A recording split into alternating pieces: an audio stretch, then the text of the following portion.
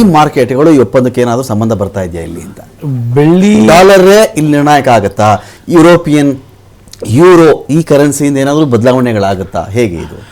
Until unless ಡಾಲರ್ಸ್ನ ನಾವು convert ಮಾಡದೆ ನಾವು ಯುರೋಪಿನ ಯೂರೋಗಳಿಗೋ ಅಥವಾ ಭಾರತದ ಕರೆನ್ಸಿ ಮೇಲೆ ಅವಲಂಬಿತವಾಗಿದೆ. ಸುಮಾರು 20 ವರ್ಷದ ಮುಂಚೆ ಥಾರ್ ಅಂತ ಒಬ್ಬರು ಎಕನಾಮಿಸ್ಟ್ ನಮ್ಮ ಅಸೋಸಿಯೇಷನ್ ಕರೆಸಿದ್ವಿ. ಆಗ ನಾವು ಆ ಪ್ರಶ್ನೆ ಮಾಡಿದ್ವಿ ಅವ್ರನ್ನ, ಸರ್ ಭಾರತ ಹೆಚ್ಚು ಬಂಗಾರವನ್ನ ಬೆಳ್ಳಿಯನ್ನ ಖರೀದಿ ಮಾಡ್ತಿದೆ, ಇಡೀ ಜಗತ್ತಲ್ಲಿ ಎಲ್ಲದಕ್ಕಿಂತ ಹೆಚ್ಚು ನಾವೇ ಖರೀದಿ ಮಾಡ್ತಿರ್ಬೇಕಾದ್ರೆ ನಾವು ಅದರ ಆಧಿಪತ್ಯ ಇಟ್ಕೋಬೇಕಲ್ವಾ, ನಾವು ಅದನ್ನ ಹೋಲ್ಡ್ ಮಾಡಬೇಕು, ನಾವು ಅದನ್ನ ಸರಿಯಾದ ರೀತಿಯಲ್ಲಿ ಚಾಲನೆ ಮಾಡಬೇಕು. ಅಮೆರಿಕನ್ ಡಾಲರ್ ಯಾಕೆ ನಿಂತಿದೆ ಅಂತ ಅವ್ರು 20 ವರ್ಷದ ಮುಂಚೆ ಅವ್ರು ಬಹಳ ಚೆನ್ನಾಗಿರೋ ಮಾರ್ಮಿಕವಾದ ಉತ್ತರ ಕೊಟ್ಟರು. ಅದು ನಿಮ್ಮ ದೇಶದ ಅಧಿಕಾರ ಆಡಳಿತದ ಮೇಲೆ ನಿರ್ಧಾರ ಆಗುತ್ತೆ. ನೀವು ಅದನ್ನ ಕಂಟ್ರೋಲ್ ತಗೋಬೇಕಿತ್ತು, ತಗೊಂಡಿಲ್ಲ. ಅವ್ರು ತಗೊಂಡಿರೋದ್ರಿಂದ ಅವರ ಆಧಾರದಿಂದಾನೇ ಇಡೀ ಜಗತ್ತು ಡಾಲರ್ ಮೇಲೆ ನಿಂತಿದೆ. ಅವಲಂಬನೆ ಕಡಿಮೆ ಮಾಡ್ಬೇಕು. ಕಡಿಮೆ ಮಾಡದೆ ಹೊರತು ಬಂಗಾರದ ಬೆಲೆ ಕಡಿಮೆ ಆಗಲ್ಲ. ಇತ್ತೀಚೆಗೆ ಒಂದು JP ಮಾರ್ಗನ್ ರಿಸರ್ಚ್ ಅವರು ಒಂದು ವರದಿ ಕೊಟ್ಟಿದ್ದಾರೆ. ಆ ವರದಿ ಪ್ರಕಾರವಾಗಿ ನೋಡೋದಾದ್ರೆ ಬಂಗಾರದ ಬೆಲೆ ಈ ವರ್ಷದ ಕೊನೆಗೆ 16.5 ಬರುತ್ತೆ ಅಂದ್ರು. ಅವ್ರ ಭವಿಷ್ಯನೂ ಸುಳ್ಳಾಯ್ತು. ಈ ವರ್ಷದ ಕೊನೆಗೆ ನೋಡಿದ್ರೆ ಮೊದಲೇ ಬಂದ್ಬಿಟ್ಟಿದೆ. ಈಗ ಮತ್ತೊಂದು ವರದಿನ ವರ್ಲ್ಡ್ ಗೋಲ್ಡ್ ಕೌನ್ಸಿಲ್ ಅವರು ಬಿಡುಗಡೆ ಮಾಡಿದ್ದಾರೆ. ಅದ್ರ ಪ್ರಕಾರ ಜಾಗತಿಕ ಮಟ್ಟದಲ್ಲಿ ಇಂಟರ್ನ್ಯಾಷನಲ್ ರೇಟು 18,500 ಬರುತ್ತೆ. ಸೊ ಅದಕ್ಕೆ ಮತ್ತೆ ಕಸ್ಟಮು ಇನ್ನೊಂದು ಮತ್ತೊಂದು ಎಲ್ಲ ಸೇರ್ಕೊಂಡಾಗ ಭಾರತದಲ್ಲಿ ಸುಮಾರು 20,000 ಗಡಿಗೆ ಬರುತ್ತೆ ಅಂತ ವರದಿ ಕೊಟ್ಟಿದ್ದಾರೆ. ಇದಕ್ಕೂ ಬೇಕಾದಷ್ಟು ಕಾರಣಗಳು ಕೊಟ್ಟಿದ್ದಾರೆ ಅವರು. ಭಾರತದಲ್ಲಿ ಅಥವಾ ಬೇರೆ ಕಡೆ ಎಲ್ಲಾನು ಬಂಗಾರದ ಮೇಲೆ ಹೂಡಿಕೆ ಆಗ್ತಾ ಇರೋದು.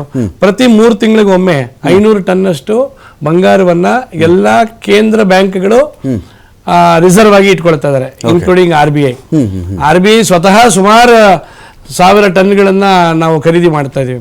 ಸೊ 3 ತಿಂಗಳಿಗೆ ಈ ರೀತಿ ಬಂಗಾರದ ರಿಸರ್ವ್ಗಳಿಗೆ ಹೋಗ್ತಾ ಇದ್ರೆ ಸೊ ಅವರ ಲೆಕ್ಕದ ಪ್ರಕಾರವಾಗಿ ETF ಗಳಲ್ಲೂ ಆಲ್ಮೋಸ್ಟ್ 25% ಹೂಡಿಕೆ ಆಗ್ತಾ ಇದೆ.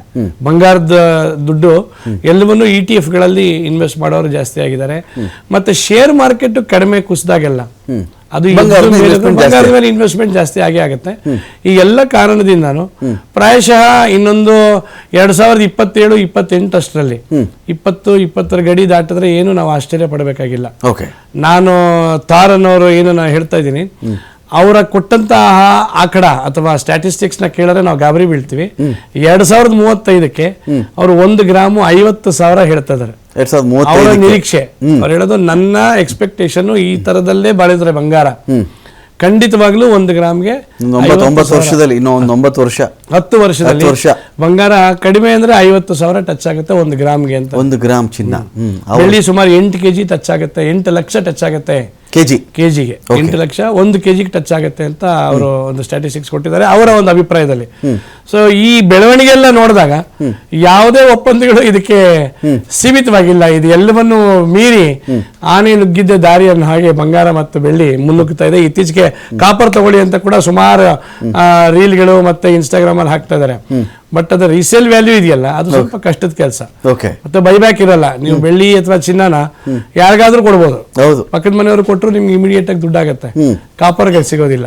ಹಾಗಾಗಿ ಎಲ್ಲರ ಚಿತ್ತ ಕಣ್ಣು ಬಂಗಾರದ ಮೇಲೆ ಇದೆ. ಫೈನ್. ನಾನು ಚರ್ಚೆ ಮತ್ತೆ ಮುಂದುವರಿಸ್ತೀನಿ. ಕೇಶವ್ ಸರ್ ಇಂದ ನಾನು ಕಂಟಿನ್ಯೂ ಮಾಡ್ತೀನಿ.